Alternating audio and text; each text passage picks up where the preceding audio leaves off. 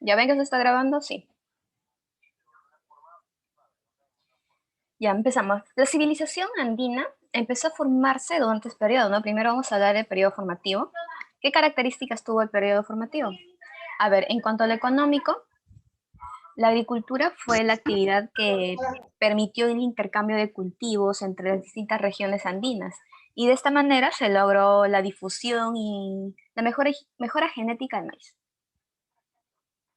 También se desarrollaron las técnicas agrícolas, como son mejor siendo el abono, la semilla, canales de irrigación para así manejar y controlar el agua de los ríos. Otra cosa importante es que la labor de los sacerdotes fue muy importante porque estos eran especialistas, ya que ellos eran los poseedores de conocimientos astronómicos que permitían determinar las épocas de siembra, sequías, inundaciones.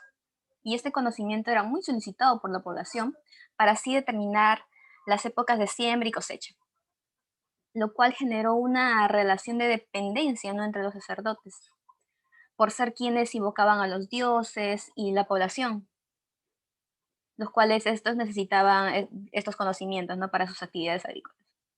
También estaba la ganadería, con la crianza y domesticación de camélidos.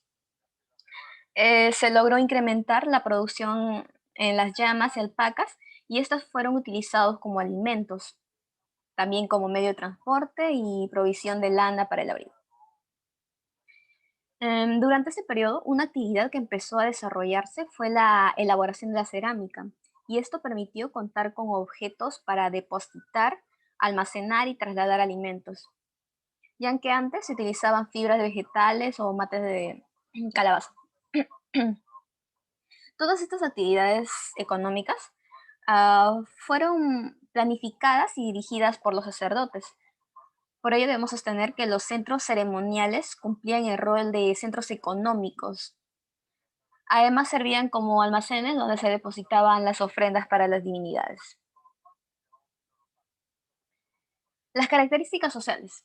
Estas se presentaban diferencias sociales al interior de las sociedades, donde se formaron dos grupos, cada uno con funciones y actividades distintas, ¿no? Los que gobernaban y quienes dirigían y planificaban todas las actividades. Y también están los aldeanos, que son los dedicados a la tierra, pastoreo de animales y producción de artesanías. Entre las características políticas,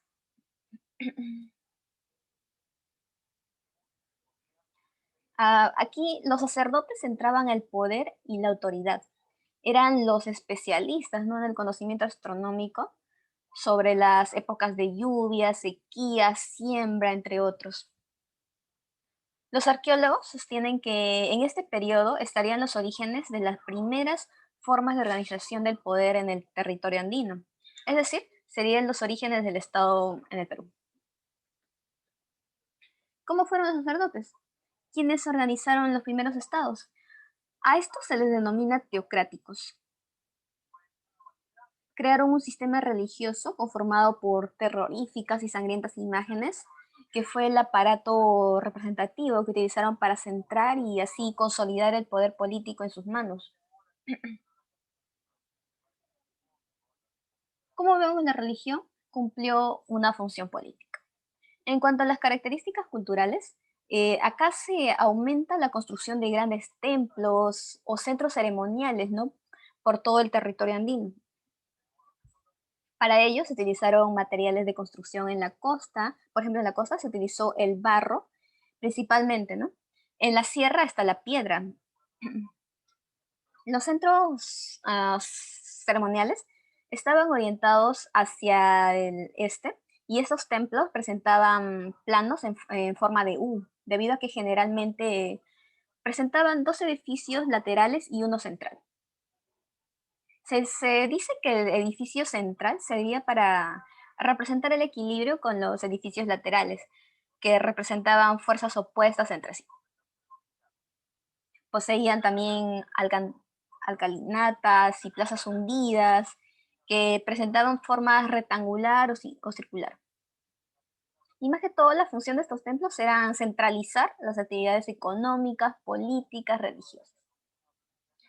Y ya entre las características religiosas, como he mencionado, más que todo para controlar y reprimir a la población se utilizó la religión, ¿no? Los encargados de dirigir estas ceremonias fueron los sacerdotes, quienes tenían la función de comunicarse con los dioses.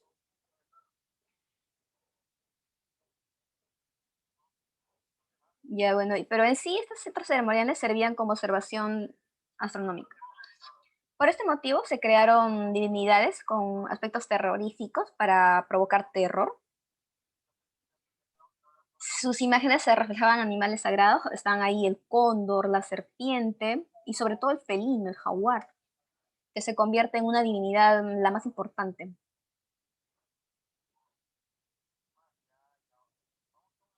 Ya, bueno, y sus divinidades generalmente se representaban con rasgos antropomorfos, ¿no? Con forma humana. Otra cosa también fue que utilizaron manifestaciones artísticas como la cerámica, la escultura, los tejidos, la orfebrería como mecanismo de difusión y propagación de sus divinidades.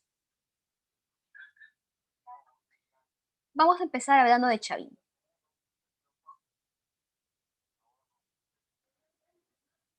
Ya, bien.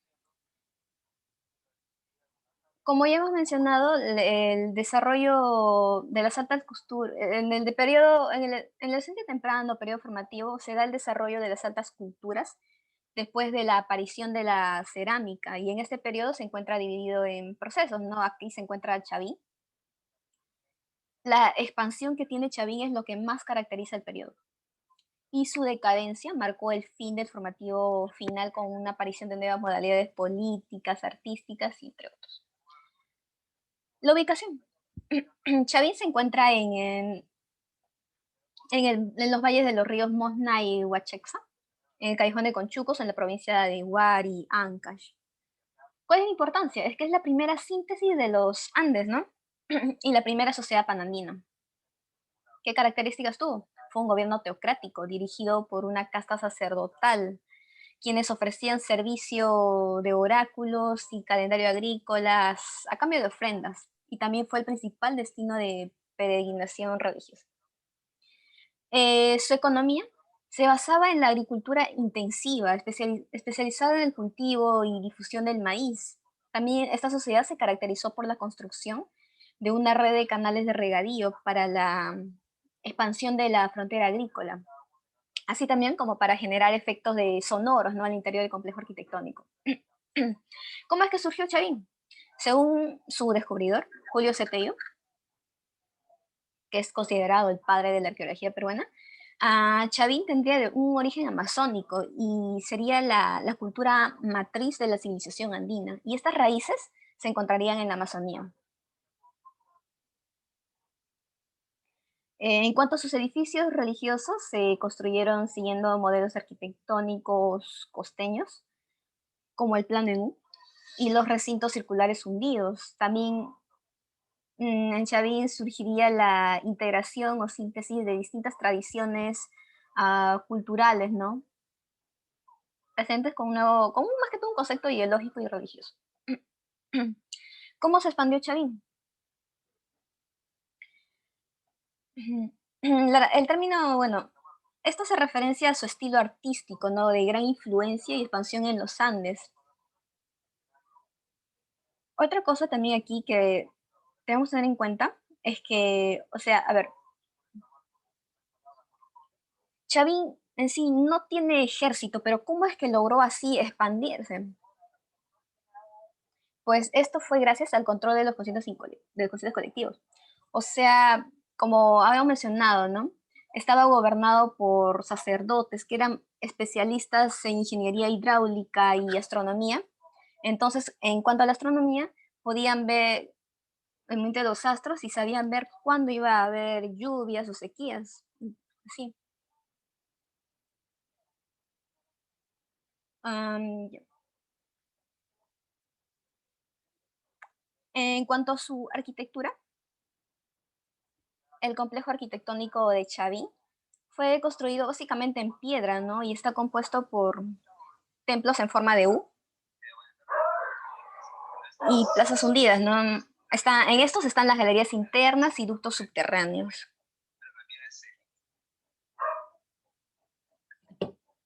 Encontramos al edificio mayor, que es el templo nuevo, también está el templo viejo, la plaza circular hundida y la plaza mayor hundida. A ver, acá, por ejemplo, ¿cómo hacían ellos? Como había mencionado de que cómo se expandió, entonces, ¿cómo hacían ellos para que otros pueblos se unan a ellos, no? Y como había mencionado, fue con la manipulación. Ellos, ellos iban a la localidad que querían anexar y les decían, o sea, si no te unes a ellos, su Dios les va a castigar y en este caso se les va a quitar las lluvias. Y pues así pasa, no llueve. Entonces ellos están pensando que realmente están siendo castigados por el Dios Chavín. Luego también vuelven a ir y dicen, si no te unes a nosotros, mi Dios, aparte de que te va a quitar la lluvia, también te va a quitar el agua del río. Y pasa, realmente pasa eso. Pero en este caso, el de los ríos. Profesora, buenos días. No, buenas tardes. Buenas tardes. Ya. Entonces, sigamos. En este caso de los ríos, como ellos tienen conocimiento de la ingeniería hidráulica, ellos podían hacer compuertas en el agua y así desviar, ¿no? los ríos para que cuando llegue a la localidad los ríos vengan secos. Entonces ellos, aquí los pobladores pensaban que, bueno, el dios era tan poderoso, ¿no? Y al final terminaban uniéndose a ellos. Pero ¿cuál era el objetivo de Chavín? Pues más que todo era la mano de obra y el excedente de producción.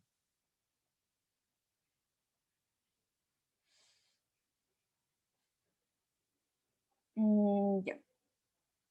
En cuanto a su litescultura, bueno, es considerada la de mejor expresión en el arte, ¿no? En la sociedad Chavín, porque destaca acá el lanzón monolítico, el obelisco Tello, la estela de Raimondi, las cabezas clavas. ¿Cómo era su cerámica? Eran botellas de asa de estribo y cuello bollete. Era monócroma, con decoración incisa y en relieve. Como he mencionado, su región se basaba en el culto a dioses terroríficos, ¿no? Con aspecto antropomorfos, adaptando más que todo rasgos de los principales animales depredadores, como son el felinos, aves rapaces, serpientes, caimanes. También celebraban ceremonias públicas donde se organizó el consumo de plantas alucinógenas, ¿no? Acá les tengo un video, un poquito de cómo es el templo de Chavín al ingresar. Voy a dejar de compartir.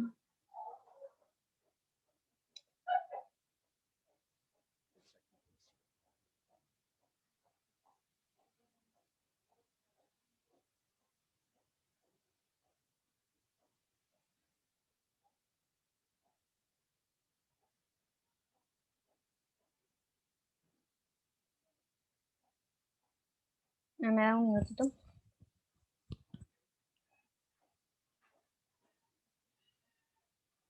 Ya, ustedes me avisan si se puede ver.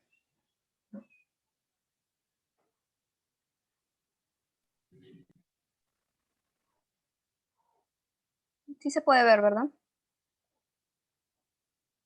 Sí. Ya. El sonido también, siempre tengo problemas con el sonido. Y acá es cuando ya entras con el cactus San Pedro, ¿no? Te alucinas, ya estás un poco ahí volando, y así es cuando hacían su ritual.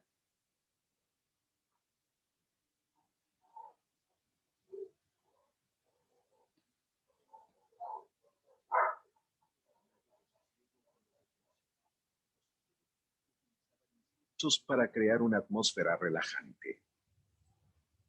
Mediante la colocación en el exterior de espejos de antracita, de los que se han encontrado muchos en las excavaciones de los ductos, reflejaban la luz solar hacia el interior, creando efectos luminosos. El estado permanente de conciencia alterada en el que mantenían a los que se iniciaban, permitía a los sacerdotes manipularlos a su antojo. Dosificaban los efectos sonoros, olfativos y luminosos para provocarles una profunda demencia. En cada momento del proceso de iniciación controlaban el sonido que querían producir. A veces un tranquilo y armonioso murmullo, Otras un bufido ensordecedor que mezclado con los pututus provocaba el sobresalto de los que se iniciaban y el paso del sosiego a la tensión.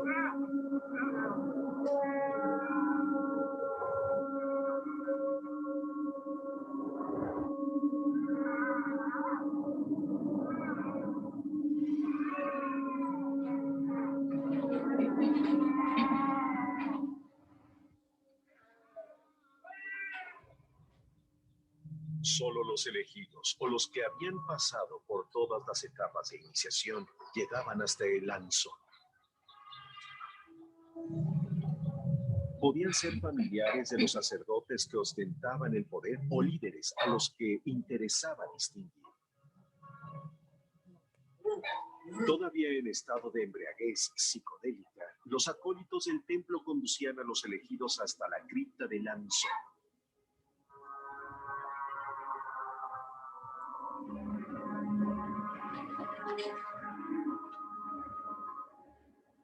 Caminaban absolutamente desorientados, perdidos en un caos de visiones que trastornaban sus mentes.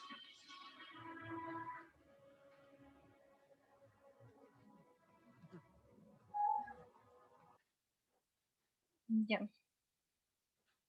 Bueno, esto es un poco de cuando, si es que alguna vez logran ir o ya han ido, así es como se ve. Ya, voy a compartir lo que es.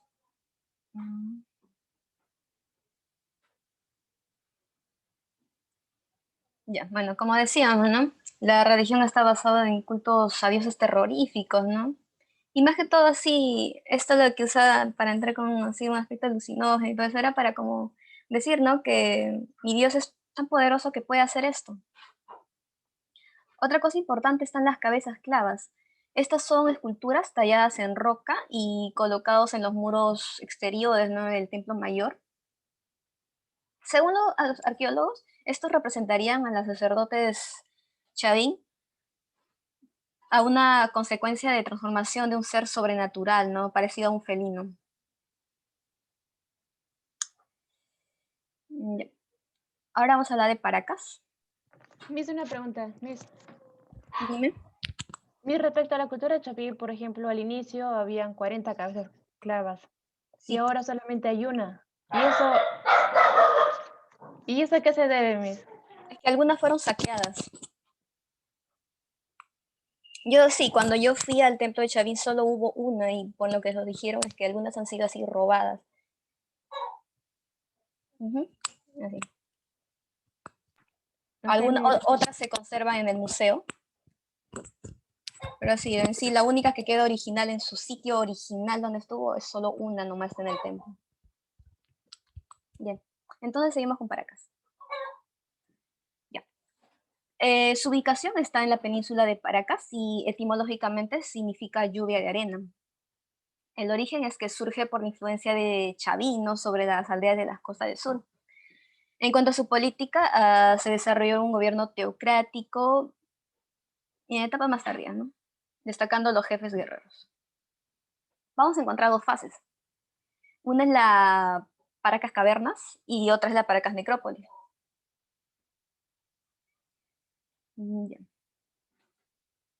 En cuanto a las cavernas, ellos tienen un gran desarrollo en la cerámica de tipo zapalliforme.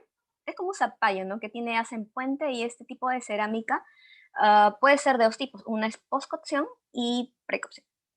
En post quiere decir que tú has moldeado tu cerámica y lo has metido al horno y ahí recién lo empiezas a pintar. En cuanto a precocción, es un modelado y así ya lo modelas y todo, y así fresco lo pintas y ya luego lo metes al horno. Ya. En cuanto a necrópolis, más que todo acá destacan sus formas de entierro, ¿no? Otra cosa también es importante es la textilería, que está desarrollada y bueno, hay muchos colores, también diferencia de puntos y así.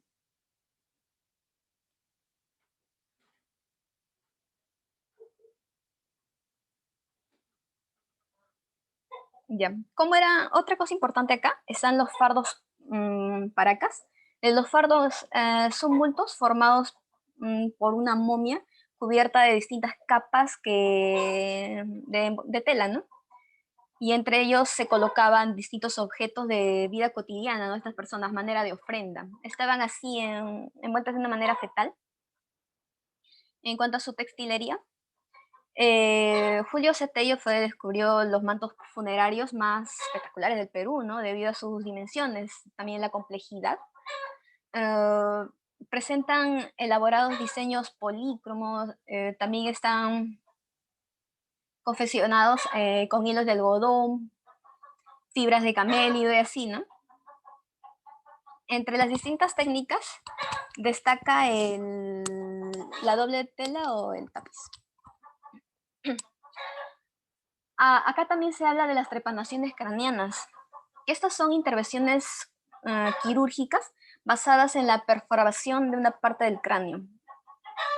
Era más que todo utilizadas para atender las lesiones, y la mayoría de los cráneos de las momias se encontraban en su mayor estado, estaban trepanados, ¿no? Con instrumentos hechos de obsidiana, que es la roca volcánica, ¿no? Otra también está las deformaciones craneanas, que esto se usaba más que todo para hacer una diferenciación de las clases sociales.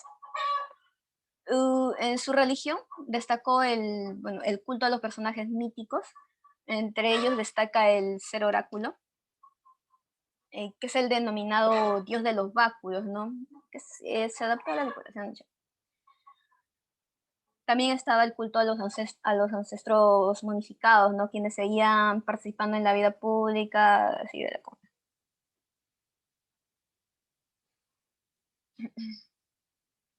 Luego vamos a hablar del primer desarrollo regional. Aquí vamos a encontrar a Nazca.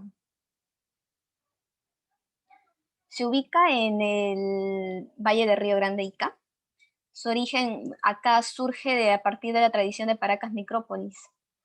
Su característica es que fueron gobernados por una teocracia militar, destacando la élite militar.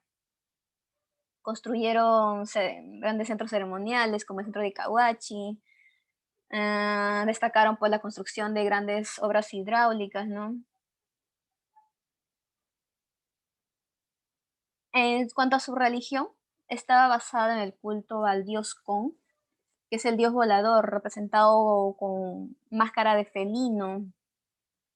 Siempre estaba con un báculo y las cabezas trofeo.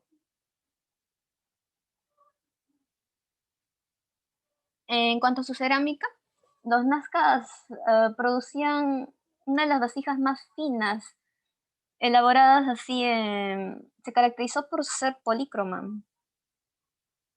y su denominado horror al vacío, que estaba pintado en la totalidad. La alfarería era desarrollada en unidades domésticas y no en talleres, más que todo por especialistas. ¿Cómo era su sistema de galerías filtrantes? Esto se trata de un sistema hidráulico para captar el agua del subsuelo. Una vez captada el agua, era conducida a la superficie aprovechando un declive del terreno, ¿no?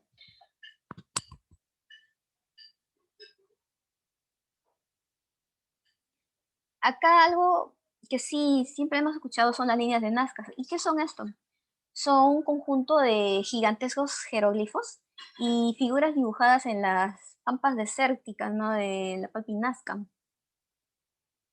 Estos eran construidos con fines religiosos para el culto al agua. La mayoría son figuras geométricas que están entre círculos, trapecios, zag, especialmente líneas rectas también. Entre las figuras representadas están, bueno, los animales, que son el mono, el colibrí, la orca y entre otros. Existen otras teorías que dicen que esto tuvo una función de calendario astronómico. Ujú.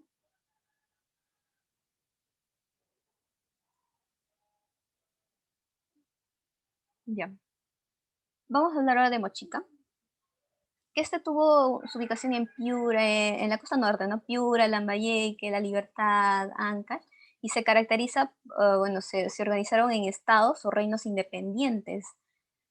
Desarrollaron gobiernos teocráticos y militares. tuvo el culto al héroe Alpaek, y su estilo artístico era el estilo compartido. En cuanto a su economía, los mochicas pueden ser atendidos como un modelo de adaptación exitoso, ¿no? Donde los recursos marítimos estaban combinados con la agricultura basada en técnicas de irrigación, también están los sistemas de irrigación, ¿sí? Construyeron siguiendo funcionando, incluso hasta la actualidad, hasta ahora siguen funcionando.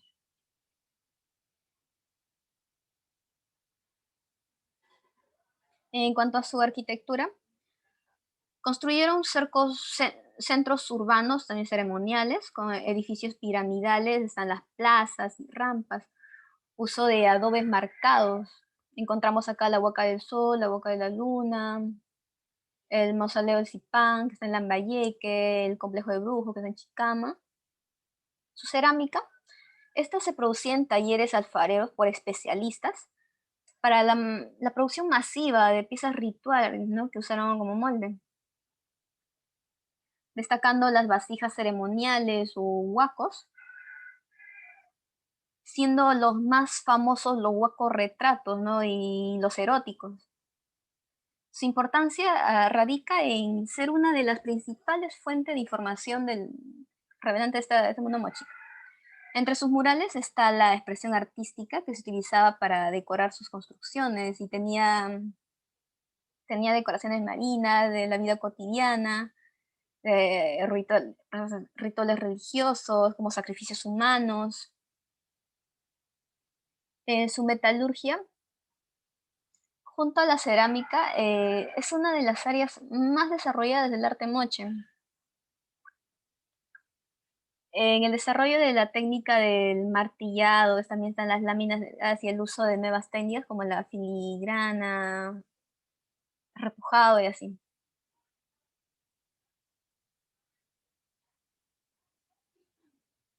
Ya. Y por último vamos a hablar un poco de Ricuay, que esta se ubica en el Callejón de Huaylas. Sus cerámicas se utilizaron arcilla, la cual se denomina el coalín. En la arquitectura destacaron la construcción de Wilcahuaín y los restos de Pedro. En su escultura destacan las esculturas líticas y antropomorfos. Bien.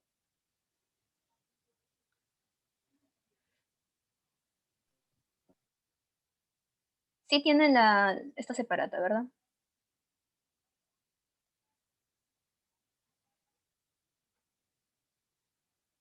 A ver, chicos, con todo esto, en la primera pregunta, ¿por qué razones los sacerdotes Chavín crearon divinidades que generaban así asombro? Acá es solo una pregunta, me confundí acá.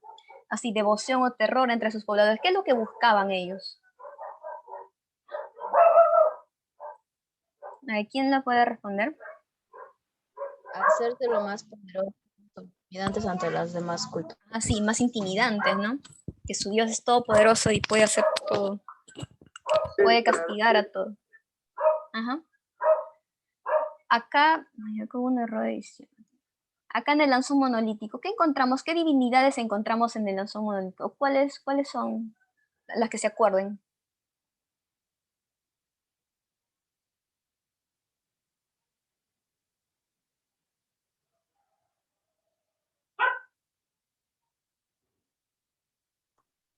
El jaguar humanizado.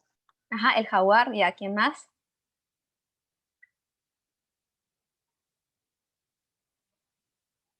A ver, ¿qué otros animales encontramos acá plasmados en el lanzón monolítico?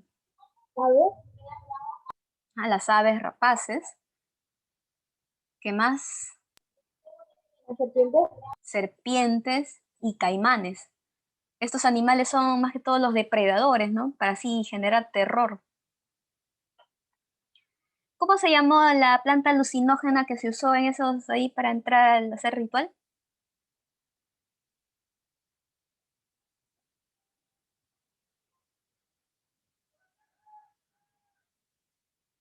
¿Se acuerdan? El cactus de San Pedro. Eso inhalaban en forma líquida. Ujú. Ya, a ver, ¿qué más dice?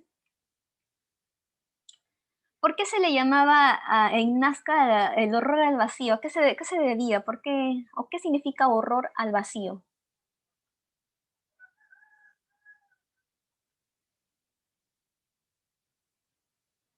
A ver, ¿quién lo dice?